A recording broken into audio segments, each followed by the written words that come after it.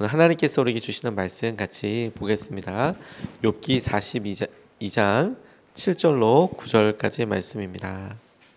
저와 여러분들이 한 절씩 교독하여서 읽겠습니다. 주님께서는 욥에게 말씀을 마치신 다음에 대만 사람 엘리바스에게 이렇게 말씀하셨다. 내가 너와 내 두 친구에게 분노한 것은 너희가 나를 두고 말을 할 때에 내 종 욥처럼 옳게 말하지 못하였기 때문이다. 그러므로 이제 너희는 수송아지 7마리와 순양 7마리를 마련하여 내 종 욥에게 가지고 가서 너희가 용서받을 수 있도록 번제를 드려라. 내 종 욥이 너희를 용서하여 달라고 빌면 내가 그의 기도를 들어줄 것이다. 너희가 나를 두고 말을 할 때에 내 종 욥처럼 옳게 말하지 않고 어리석게 말하였지만 내가 그대로 갚지는 않을 것이다. 그래서 대만 사람 엘리바스와 수아 사람 빌닷과 나아마 사람 소발이 가서 주님께서 그들에게 말씀하신 대로 하니 주님께서 욥의 기도를 들어주셨다. 아멘. 하나님 말씀입니다. 욥기의 마지막을 우리가 함께 묵상하고 있습니다.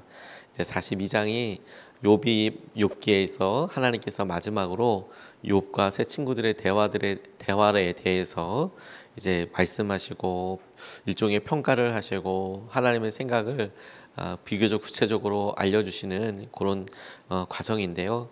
오늘은 특별히 욥의 세 친구들에게 이렇게 하신 말씀을 통해서 하나님께서 정말 욥에게 이 친구들이 무엇을 했었어야 하나, 어떻게 해야 하나, 이런 일들을 우리에게 떠올리게 하신다고 싶습니다.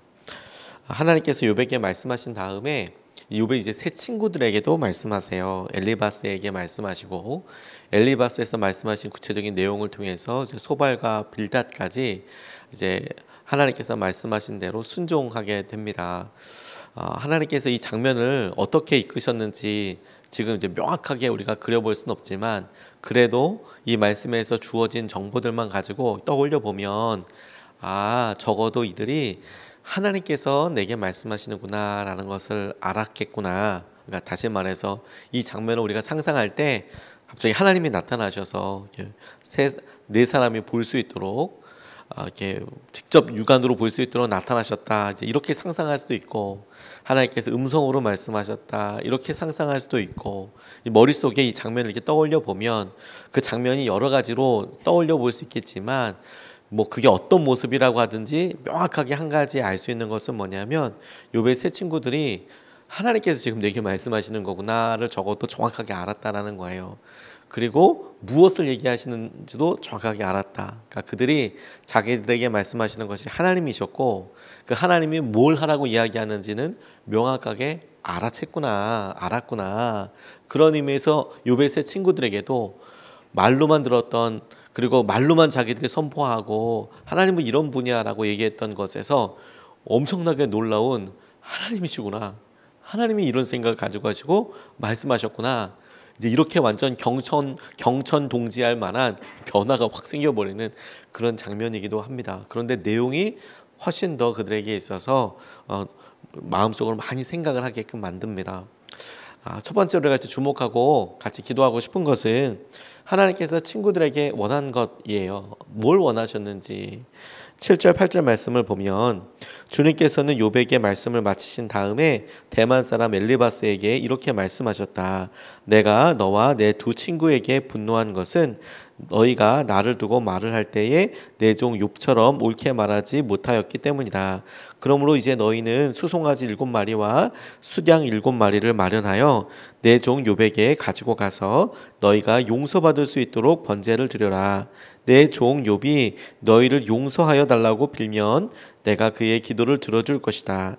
너희가 나를 두고 말을 할 때에 내 종 욥처럼 옳게 말하지 않고 어리석게 말하였지만 내가 그대로 갚지는 않을 것이다.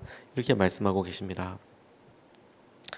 하나님께서 엘리후의 말씀에 이어서 폭풍처럼 질문과 이런 마음들 쏟아내시다가 욥에게 하셨던 수많은 질문들을 우리가 기억하고 있지요.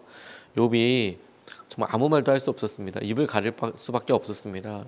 그리고 나서 또 욥에게 이렇게 또 질문을 쏟아내시고, 그리고 어제 우리가 살펴봤던 것처럼 회개해야 한다는 것을 알았다, 이렇게까지 고백을 하십니다. 그 모든 장면들을 욥의 세 친구들이 아마도 이렇게 보았을 텐데, 아마도 이렇게 알았을 텐데, 날심 자기들이 거 봐, 내 말이 맞잖아, 우리 말이 맞잖아, 요 처음부터 그렇게 했었어야지라고 자기들이 어떤 득의해서 그렇게 된 게 맞다고 생각했을 수도 있겠습니다. 근데 그동안 욥과 세 친구들이 한 말에 대해서, 욥의 죄와 실수에 대해서 이제 계속 주목했는데, 이 세 친구들이, 하나님께서 욥의 세 친구들이 하나님 자신에 대해서 한 말이 다르다라고 이야기를 하셨어요. 다르다. 그리고 욥에 대한 평가도 옳지 않다라고 이렇게 이야기하고 계세요. 너희들이 욥에 대해서 한 평가도 옳지 않았다. 너희들이 나에 대해서 하는 말도 다르다. 이렇게 하나님께서 직접 알도록 해주셨어요. 그러니까 욥의 세 친구들이 하나님이 하신다는 것, 아까도 말씀드렸듯이 하나님이 하시는 말씀하시는 거야. 그리고 하나님이 말씀하시는 것은 이거야 라는 것을 명확하게 알았는데, 그게 자기들이 한 말이 틀렸다라는 걸, 그리고 하나님께서 직접 그것에 대해서 변호하시고 직접 이야기하셨다라는 거예요. 하나님과 욥과의 관계를 통해서 엘리바스와 친구들이 정말 생각이 많았을 거라는 생각이 들었습니다. 그런데 하나님의 말씀으로 말미암아 우리가 이렇게 평가하고 판단할 수 있는 게 있어요. 욥의 세 친구들이 계속 보았던 관점 하나가 뭐냐면, 너 그렇게 아픈 거 봐라, 너 그렇게 고난 가운데 있는 거 봐라, 너 그렇게 계속 너 삶 속에서 풀리지 않고 어려운 일이 있는 걸 봐라, 너 그러니까 죄 짓는 게 맞아, 너 그러니까 하나님으로부터 버림받거나 하나님께서 너 회개할 게 있다고 얘기하시는 거야. 계속 그런 주장을 해왔거든요. 그때마다 욥은, 나는 하나님께 잘못한 거 없다, 내가 아무리 생각해봐도 내가 이런 고난과 이런 아픔들에 대해서 그 원인이 죄나 나의 잘못 때문이라고 상상하기가 어렵다, 이제 계속 그렇게 이야기해 왔거든요. 근데 그럼에도 불구하고 결과적으로 욥은 회개하게 됐어요. 왜냐하면 본인이 하나님과의 관계에 문제가 있다기보다, 그런 관계들을, 자기가 그런 말들을 통해서 하나님과 정말 관계가 그렇다면 그 마음을 말로도 지켰어야 하지만 말로는 그렇게 표현하지 못한 적도 많이 있었거든요. 관계는 변하지 않았다고 하고 마음은 변하지 않았다고 하더라도 말은 내가 하나님을 믿고 의지한다 이렇게도 이야기하지만, 근데 그렇지 않고 내가 하나님을 잘 몰랐기 때문에 했던 여러 상황들도 다 떠오르거든요. 그런 의미에서 욥이 회개를 했어요. 반면에 엘리바스와 세 친구들은 이런 고난의 증거가, 고난이 결과면 그 원인은 분명히 죄다, 잘못이다 라는 것에 대해서 틀렸다라는 거 보게 알게 됐어요. 확실히 틀렸다. 저는 이걸 통해서 하나님이 욥을 통해서 세 친구들에게 그래서 요구하셨던 것을 보게 하셨어요. 너 기도해 달라고 부탁해라. 너희들 욥에게 기도해 달라고 부탁하고, 너희들 욥에 대해서 갖고 있었던 생각이 틀렸으니까 그걸 통해서 너희들을 축복기도 하라고 이렇게 얘기해 줘라. 이렇게 이야기를 하고 계시거든요. 그가 기도할 수 있도록 그렇게 이끌어가 주세요.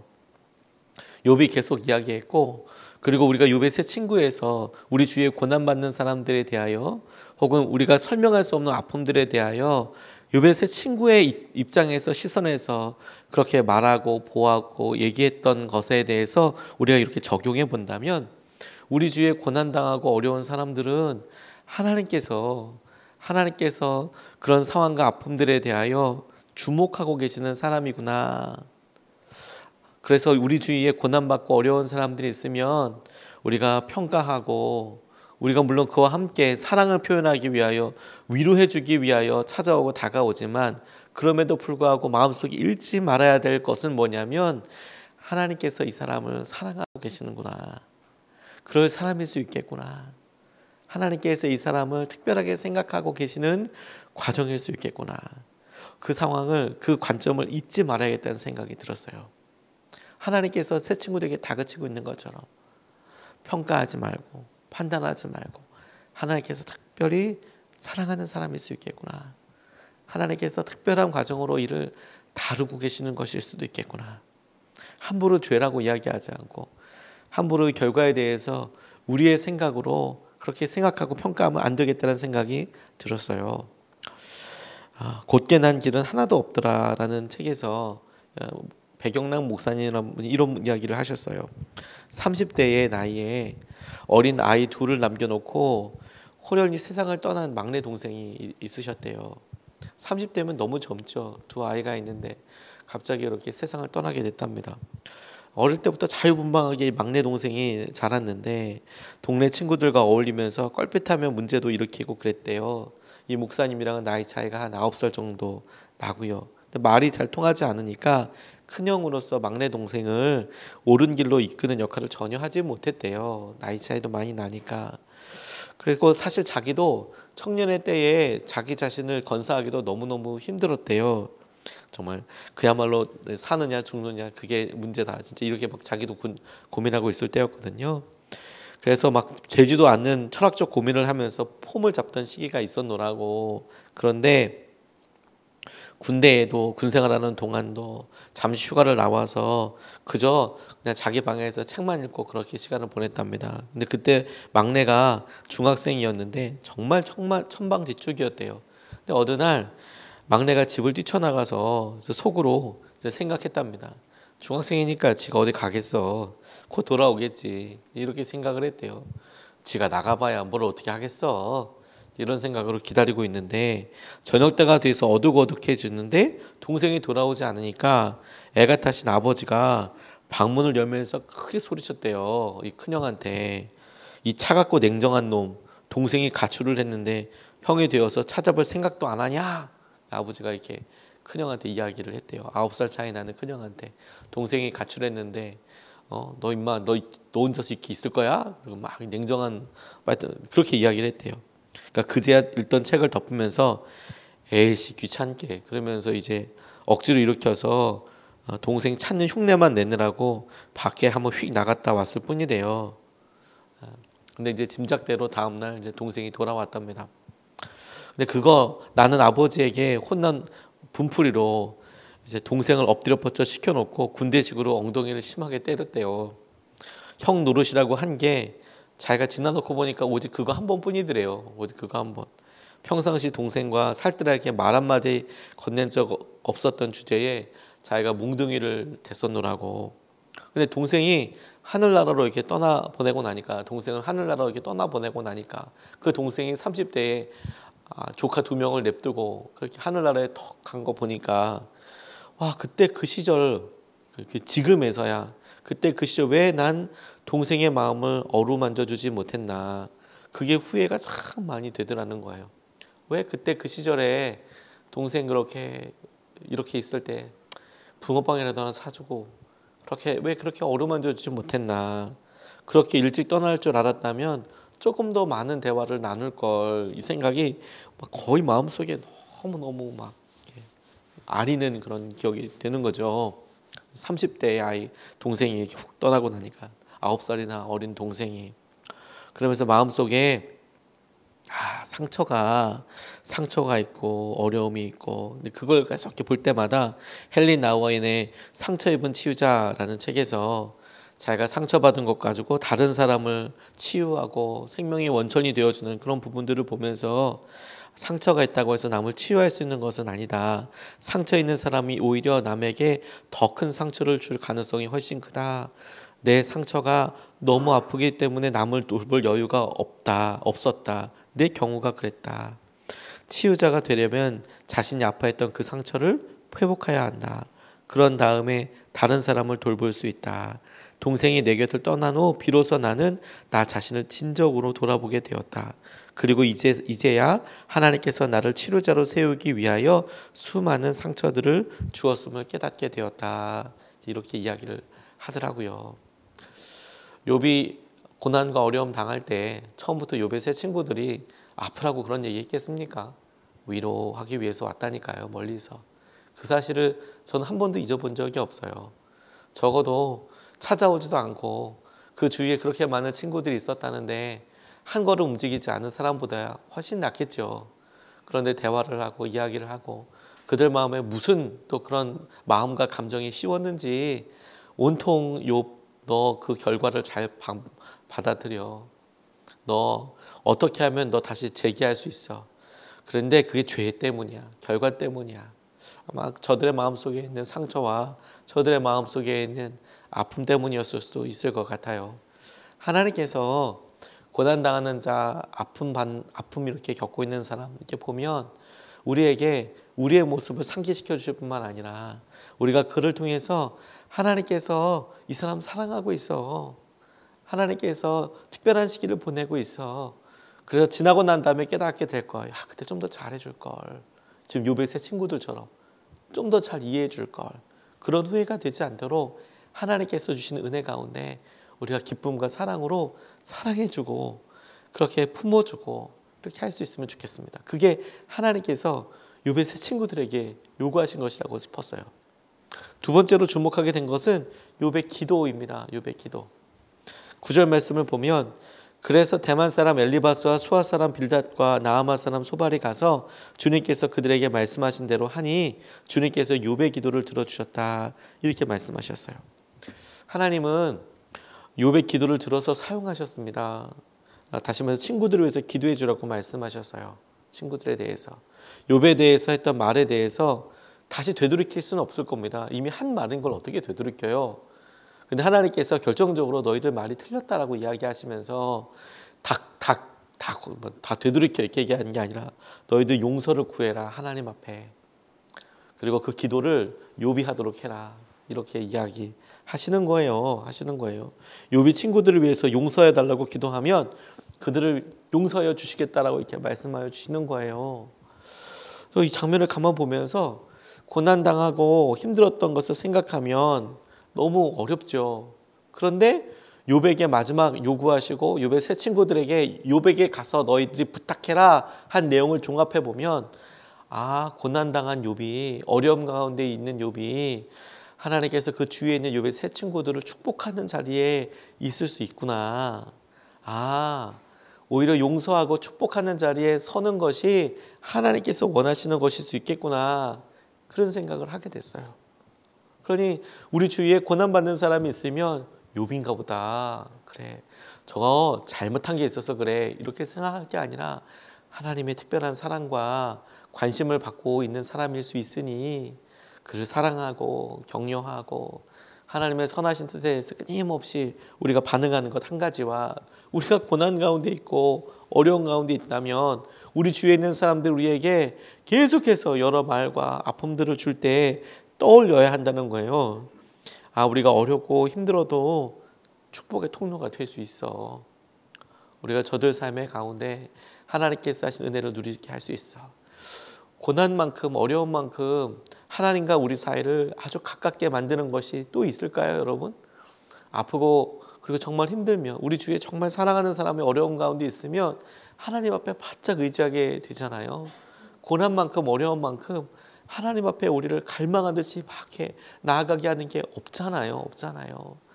근데 그렇게 아플 때 우리는 계속 고난과 아픔에 대해서 이야기하지만 그런데 이런 고난과 아픔을 통해서 하나님 앞에 가까이 있을 때 하나님께서 우리를 통하여 축복의 통로도 삼으실 수 있으신 거예요.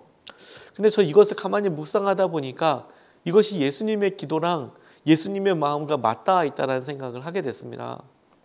무슨 말이냐? 주님께서 십자가에서 그 십자가의 내용을 보면 100% 고난이지만 근데 그 십자가에서 정작 우리의 죄를 해결하시고 우리를 용서하시고 심지어 그 십자가를 통해서 우리를 축복하시잖아요. 하나님께서 예수님을 통하여 보여주신 십자가의 핵심 내용이 뭐니까 고난과 어려움인데 그 고난과 어려움을 통과해 갈 때 그 사람이 어떻게 마주하고 어떻게 기도하고 어떻게 나아가냐에 따라서 그 길이 고난과 아픔이 없어지는 것은 아니다라고 할 수 있지만 그럼에도 불구하고 무의미한 것은 아닌 거예요. 그리고 어떤 의미가 있냐면 그 길이 온전한 축복의 길이 되고 용서의 길이 되고 하나님의 영광이 드러나는 길이 될 수 있다는 거예요. 그 일이 우리에게 영적으로 큰 도전이 된다고 붙잡게 됐습니다. 베드로가 물었습니다. 용서 몇 번 하면 되나요? 3번 용서하라는 유대의 전승과 당시 사람들이 하고 있었던 3번은 용서해야지 그걸 훨씬 뛰어넘어 7번 하면 되나요? 7번? 7번 하면 괜찮은 거죠, 주님. 그때 주님이 정말 단칼에 7번이라도 70번씩이라도 7번 하든지 7번이든 70번씩 하든지 해라 이렇게 이야기하셨어요. 고난 가운데 있는 우리 마음을 점검하게 됩니다. 우리가 욥기를 묵상하면서 우리의 한계와 우리의 고난에 대해서 하나님이 고난이 끝나게 해주세요라고 기도했지만 여전히 고난 가운데 있다고 이야기할 수도 있습니다. 왜냐하면 욥기 자체가 고난을 극복하는 기도가 나오지 않거든요. 다만 고난 가운데 어떻게 살아야 할지에 대해서, 그게 주님께서 우리에게 주시는 어떤 메시지에 대해서 끊임없이 이야기하시지만 욥기가 그래서 어떻게 극복했느냐에 대해서 주목하지 않고 그 고난이 우리 가운데 일어나게 되고 질문하게 하고 그리고 우리 가운데 의심하게 하는 것을 통해서 우리 어떻게 만져가느냐, 어떻게 우리가 변화되느냐, 욥이 어떻게 다루어졌느냐에 대해서 주목하고 있는데, 우리가 그런 의미에서 고난을 이기는 수준으로 믿음을 쓰면 안 되겠다고 싶어요. 이게 그냥 없어지게 해주십시오가 아니라 주님은 우리가 이것을 통해서 주님을 닮아가는 수준이 되기 원하신다고 저는 그렇게 붙잡았어요. 욥처럼 주님 이기게 해주세요. 어떻게든 오늘 버티게 해주세요. 이 기도가 간절하기도 하고 참 마음에 처연해지기도 하고 그것도 놀라운 믿음이기도 하지만 욥의 모습을 가만히 보면서 하나님께서 우리에게 주신 여러 관계가 틀림이 없다면, 그렇다면 한 걸음만 더 나아가서 우리 주위에 고난의 원인이 될 수도 있고 심지어 우리 주위에 우리를 더 아프게 하는 분일 수도 있고 그런 사람을 위해서 축복의 통로가 될 수 있겠구나. 하나님께서 은혜를 누리게 하여 주실 수 있겠구나. 우리가 믿음을 여기까지 쓸 수 있으면 좋겠습니다. 주님께서 기뻐하실 그날을 위해서. 오늘 두 가지 말씀을 같이 나눴습니다. 친구들에게 원하신 거 보니까 욥에게 가서 너희들을 위해서 중보기도 하라고 해라. 물질을 가져가서 양 가져가서 회개 기도할 수 있도록 도와줘라. 그렇게 하도록 해라. 이렇게 이야기하셨어요. 고난과 어려움 가운데 있는 사람들을 우리가 볼 때 이 사람이 축복의 통로일 수 있겠구나. 이 사람 하나님께서 사랑하시는 사람일 수 있겠구나. 그 사랑과 마음으로 대해야겠다. 두 번째, 욥의 기도를 가만 보니까 어려움과 아픔 가운데 있지만 그럼에도 불구하고 하나님께서 이런 시기들을 통하여 우리의 기도로 하나님의 관계를 회복시켜 주시고 이끌어 주실 수 있구나. 내가 그 모습으로 서야겠다. 이것을 붙잡고 우리가 두 번 나눠서 같이 기도하시겠습니다. 첫 번째로 같이 기도하고 싶은 것은 고난 가운데 있는 사람들을 우리가 중보하고 싶습니다. 은혜를 베풀어 달라고. 이게 사실 주님께서 말씀은 안 하셨지만 욥의 세 친구들에게 계속 하고 싶었던 것이 아닐까 싶어요. 욥의 세 친구들한테 너 그렇게 말하지 말고 너 기도해라. 너 같이 욥이랑 같이 예배해라. 너 욥이랑 같이 은혜 가운데 은혜를 구해라. 하나님이 전적으로 그렇게 힘이 있다고 결정권이 있다고 이렇게 말만 하지 말고 그럼 기도해라. 좀 욥의 세 친구들에게 좀 그렇게 하면 안 되겠냐? 이렇게 말씀하신다고 싶어요. 고난 가운데 있는 사람들을 중보합니다. 은혜를 베풀어 주십시오. 하나님. 은혜를 베풀어 주십시오. 주님의 은혜의 손에 올려드립니다. 하나님께서 하시는 것을 붙잡아 주시고 귀한 마음을 누리게 하여 주십시오. 첫 번째로 같이 함께 기도하시겠습니다.